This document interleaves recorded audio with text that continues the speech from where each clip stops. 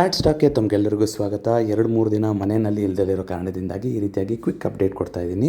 So ಇವತ್ತು ಎಲ್ಲದೂ ಒಂದು ರೇಂಜ್ ಬೌಂಡಲ್ಲಾಗಿತ್ತು. ಆದರೆ ಮಿಡ್ ಕ್ಯಾಪ್ ನಿಫ್ಟಿನಲ್ಲಿ ಕೊನೆ ಮೂಮೆಂಟಲ್ಲಿ ಒಂದು ದೊಡ್ಡದಾದಂಥ ಮೂಮೆಂಟ್ ಬರಲಿಕ್ಕೆ ಸಾಧ್ಯ ಆಯಿತು. ಮಿಡ್ ಕ್ಯಾಪ್ 100ಅಲ್ಲೂ ನೀವು ನೋಡ್ತಾ ಇರೋದಾದರೆ 209 ಪಾಯಿಂಟ್ಗಳು ಹೈಯರ್ ಬೇಸಿಸಲ್ಲೇ ಕ್ಲೋಸಿಂಗ್ ಆಗಿದೆ.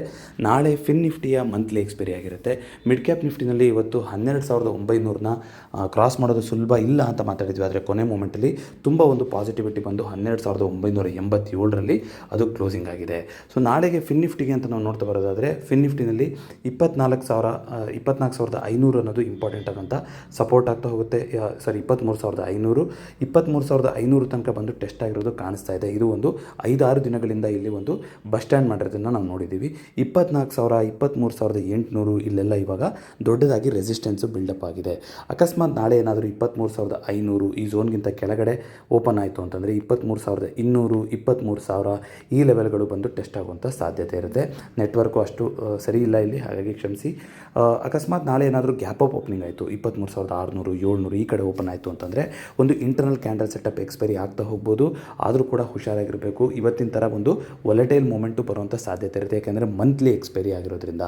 ಹಾಗಾಗಿ ಆಪ್ಷನ್ ಸೆಲ್ಲರ್ಸು ಅಕಸ್ಮಾತ್ ನಾಳೆ ಗ್ಯಾಪ್ ಅಪ್ ಓಪನಿಂಗ್ ಆಯಿತು ಅಂತಂದರೆ ತುಂಬ ಕಮ್ಮಿ ಕ್ವಾಂಟಿಟಿನಲ್ಲಿ ಟ್ರೇಡ್ನ ಎಂಟ್ರಿ ಮಾಡಿ. ಅಕಸ್ಮಾತ್ ಒಂದೇ ರೇಂಜಲ್ಲಿ ಓಪನ್ ಆಯಿತು ಅಥವಾ ಒಂದು ಸ್ಲೈಟಾಗಿ ಓಪನಿಂಗ್ ಆಗ್ತಿದ್ದಂಗೆ ಕೆಳಗಡೆ ಆಗ್ತಾ ಹೋಯಿತು ಅಂತಂದರೆ 23,800 ಸ್ಟ್ರೈಕ್ ಮೇಲ್ಗಡೆದು ಸಿಇಗಳನ್ನು ನಾವು ಸೆಲ್ ಮಾಡೋದ್ರ ಬಗ್ಗೆ ಯೋಚನೆ ಮಾಡ್ತಾ ಹೋಗ್ಬೋದು.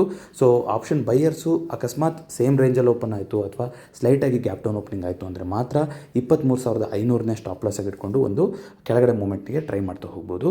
ಅದೇ ರೀತಿಯಾಗಿ ಇವತ್ತಿನ ಟಾಪ್ ಗೇನರು ಟಾಪ್ ಲೂಸರ್ ಅಂತ ನಾವು ನೋಡ್ತಾ ಹೋಗೋದಾದರೆ ಅದಾನಿ ಎಂಟರ್ಪ್ರೈಸಸ್ ಅಂತ ಕಾಣಿಸುತ್ತೆ.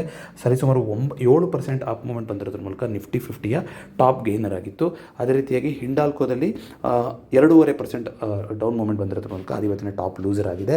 ನ್ಯಾಚುರಲ್ ಆಯಿಲು ಮತ್ತು ಕ್ರೂಡಲ್ಲಿ ಒಂದು ಕೆಳಗಡೆ ಹೋಗಿತ್ತು, ಆದರೆ ಈಗ 10-12% ಅಪ್ ಮೂಮೆಂಟ್ ಆಗಿದೆ ನ್ಯಾಚುರಲ್ ಆಯಿಲು ಮತ್ತು ಕ್ರೂಡು. ಸೊ ಅದು ಮಾರ್ಕೆಟ್ ಮೇಲೆ ಯಾವ ರೀತಿಯಾಗಿ ಇಂಪ್ಯಾಕ್ಟ್ ಬೀಳುತ್ತೆ ಅನ್ನೋದನ್ನು ನೋಡ್ತಾ ಹೋಗಬೇಕು. US ಮಾರ್ಕೆಟ್ ಅವರ್ಸಲ್ಲೂ ಕೂಡ ಅದು ರನ್ನಿಂಗ್ ಇರುತ್ತೆ. ಸೊ ನಾನು ಲಾಸ್ಟ್ ಟೈಮ್ ಚೆಕ್ ಮಾಡಿದಾಗ ಸರಿಸುಮಾರು 10-11% ಅಪ್ ಮೂಮೆಂಟ್ ಹೋಗಿದೆ. ಗಿಫ್ಟ್ ನಿಫ್ಟಿ ಸದ್ಯಕ್ಕೆ ಪಾಸಿಟಿವ್ ತೋರಿಸ್ತಾ ಇದೆ. ಆದರೆ ನೀವು ಕ್ರೂಡ್ ಮತ್ತು ನ್ಯಾಚುರಲ್ ಆಯಿಲ್ ಗ್ಯಾಸ್ ನೋಡೋದಾದ್ರೆ ಇವತ್ತು ಒಂದು ಅಪ್ ಮೂಮೆಂಟ್ ಆಗೋ ಥರ ಕಾಣಿಸ್ತಾ ಇದೆ.